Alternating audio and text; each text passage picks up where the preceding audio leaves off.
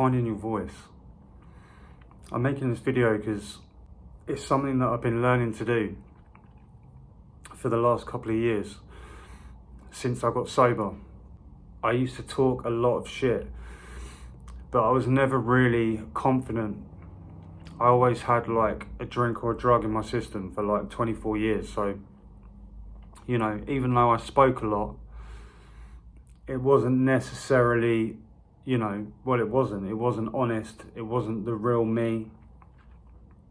But since getting sober, it's one of the things I've had to learn to do again. When you've been an addict for so long, you forget about, well, it's not even you just forget, you're just completely fucking unaware of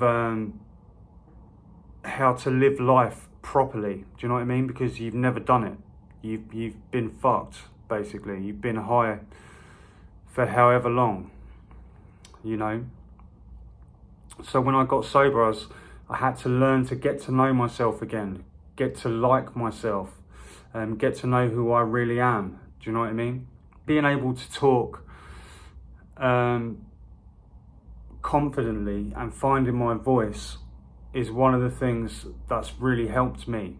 One way in which getting sober has really helped me to do that is by going to meetings, going to drug meetings. Now, like, when I was growing up, like, it was not the done thing to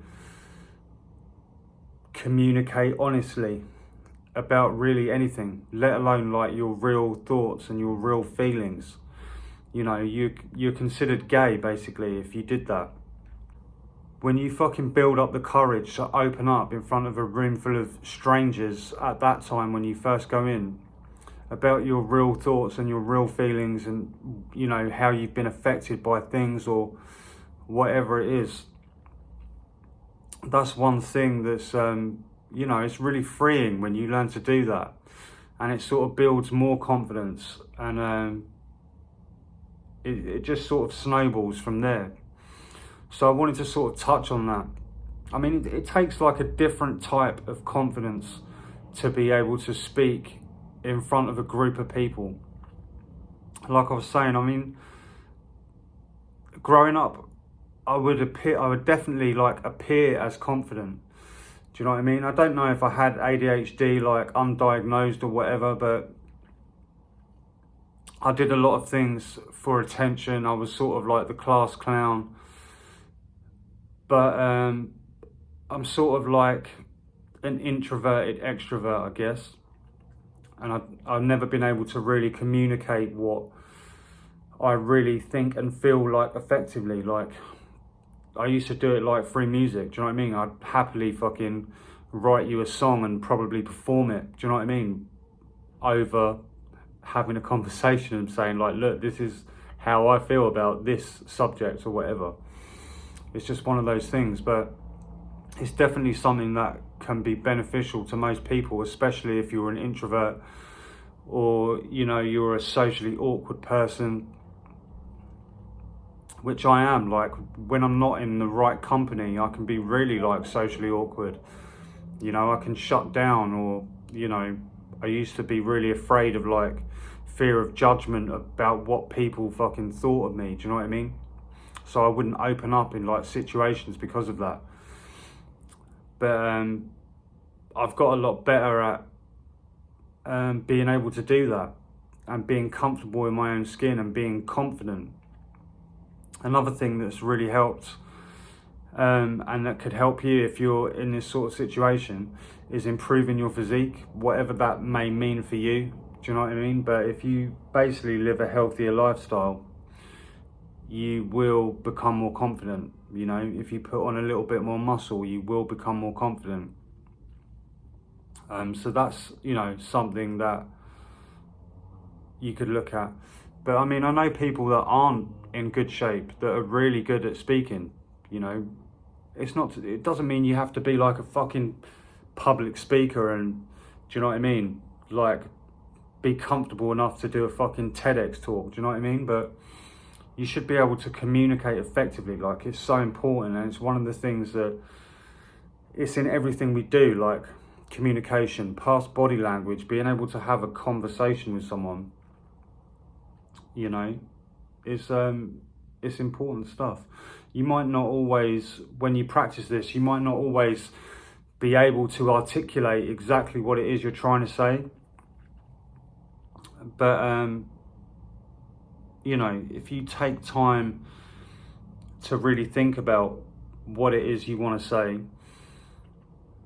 and you keep practicing, do you know what I mean? You're going to improve in this area. The most important thing is that you keep fucking practicing. One way to do that is putting yourself in uncomfortable situations. I've actually spoke about this recently, but not in this kind of regard. So put yourself in uncomfortable situations. One way you could do it, if you're really like quiet and socially awkward, is like talk to a stranger. Do you know what I mean?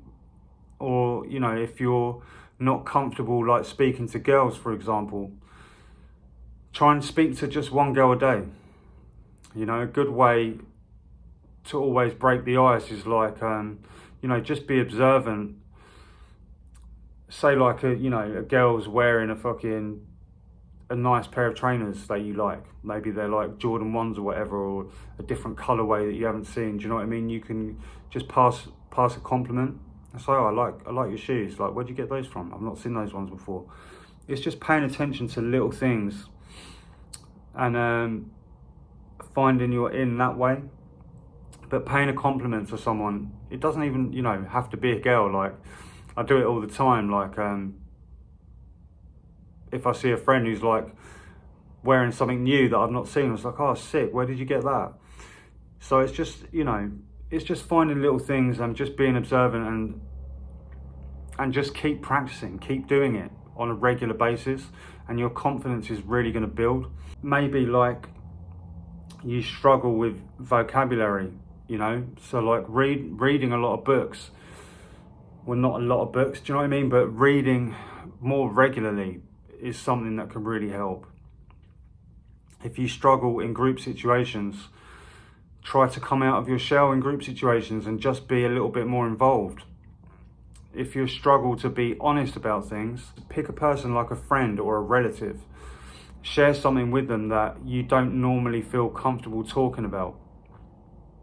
Maybe, you know, it might be your weight, or it might be, you know, whatever, a work situation, or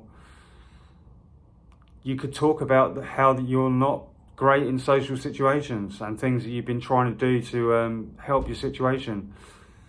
You know, but just try to open up and be honest about things. Like when you can share something that's personal, it actually makes you stronger, I think, and you get a lot better at doing it. Do you know what I mean? And there's nothing wrong with being able to share your real thoughts and your real feelings.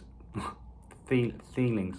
It's actually a strength to be able to share your feelings, in my opinion. Again, like, if you're someone who drinks a lot or uses drugs, you're not really good at conversation. You have a false confidence. So, you know, in terms of finding your voice, your real voice, you're going to need to not do that for a period of time. I'm not saying you should quit forever,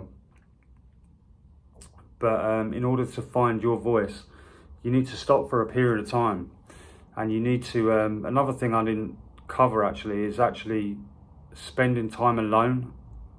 Like, I'm not saying you should shut yourself off, but you need periods of time, like throughout the day, where you are alone, to be with your thoughts, where you can think about things, and think about how you feel about things, or, you know, just to think about nothing. Do you know what I mean? Spend time with yourself and get to know yourself really well. Do you know what I mean? Because if you can't do that, you're not going to be able to put across who you really are very well. I'm going to wrap it up, but thanks a lot for watching. I'll see you in the next one.